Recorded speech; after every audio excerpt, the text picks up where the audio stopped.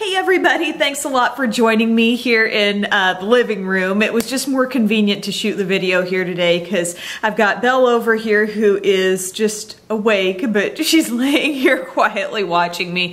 Cupcake just got back from the vet, so I'm kind of trying to keep an eye on her as well. Cupcake's doing okay, but she had some kind of rear end related issues that I won't go into detail on, but she had just kind of a follow-up checkup today to make sure she was doing better, and she is. So while things are a little quiet here, I thought I would take this opportunity to review the Smashbox Double Exposure Palette, and this is something that I know I referenced in the Emily Awards for Eyes when I was talking about how much I loved Smashbox's Photo Op eyeshadow formula, which shows up in their Masterclass palettes and their trios and, you know, the On the Rocks palettes that came out around the holidays. And I know I mentioned that the shadows in this palette and the Full Exposure palette are a different formula, and I really don't like this eyeshadow formula as well. I don't think this is a horrible palette by any means, but bottom line, I've got two things about this palette that I don't really enjoy. One is the formula, and two is the fact that I think you've got a lot of really dark shades, some really light shades,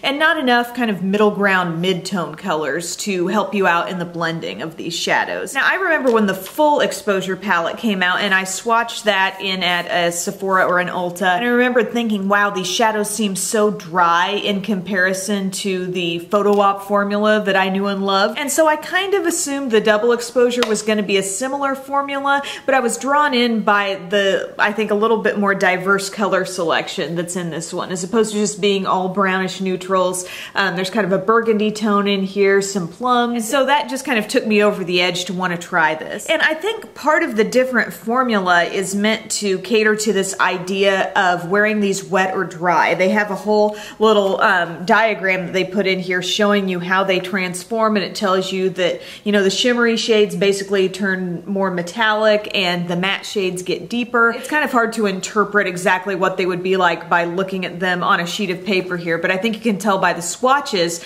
You look at all of them dry, and, you know, some are more intense than others, but overall I think a lot of the light shades are more sheer than I would like. And then with the deeper shades, like I mentioned, there's kind of a dryness with this shadow formula. Then you add in some water, and when I'm applying, I'll do that by like spritzing a little water on my hand, dipping my brush into it, and then going into the product. And that really does improve the intensity of the shimmery or satin finish shades. I don't really feel like it does so much for the dark matte colors, other than make them actually a little more difficult to blend. But really, if you wanted to experiment with wearing eyeshadows wet, it's not like you have to have this exact palette to be able to do that. You could do that with a lot of eyeshadows. It's just kind of frustrating to know that Smashbox makes a much creamier, richer, fabulous eyeshadow formula with the Photo Op shadows, and then for this, if you want to get a similar-ish intensity, you've got to go to the extra step of adding water to it. And like I said, some more mid-tone shades would be nice. I feel like this shade right here is about as mid-tone as it gets, and other than that, you've got some pretty light colors. Even this rosy shade that might be looking slightly deeper here is really quite light with that shimmer and the way it catches the light.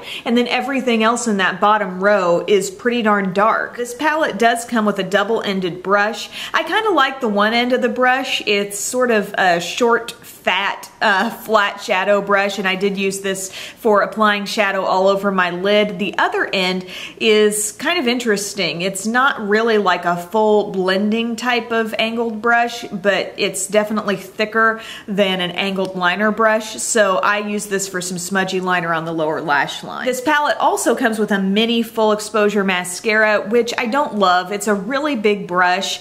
It builds up some nice length on my lashes, but doesn't do a lot for holding curl. But something else that's in here that I think is really cool, and I like how Smashbox does this with a lot of their palettes. They're very into, I don't know, teaching and instructional things, so they've got like all these different eye shapes and how to best apply the shadow for a day look, a dramatic look, or a defined look. But to show you how I use this palette, I applied this lilac shade in the top row wet on the lids, so you could see how a little more shine and shimmer comes off of that. Then I went to this kind of dusty purple shade on the bottom row and applied that in the crease, and I deepened it up with the purple just in the outer part of the crease, blended over everything, and then applied this peachy shade as my highlight up under the brow. And then just to add a little interest, I took this deep burgundy shade with a wispy brush and just blended that over the border of the look. And then I took the purple and smudged it on the lower lash line. So to wrap this up, I think we've got a palette here that does include some pretty shades. They absolutely look more intense when you wet them down, but quality-wise for these shadows, I just think it's not Smashbox's best stuff. If you want to check out some really great eyeshadows, look to the Masterclass 3 palette, some of their just freestanding trios. Those contain that photo op formula that I think is really buttery, creamy, and they look really intense even without adding any water to them. So I hope this review was useful to you. Thank you guys so much for watching, and I'll see you later. Bye.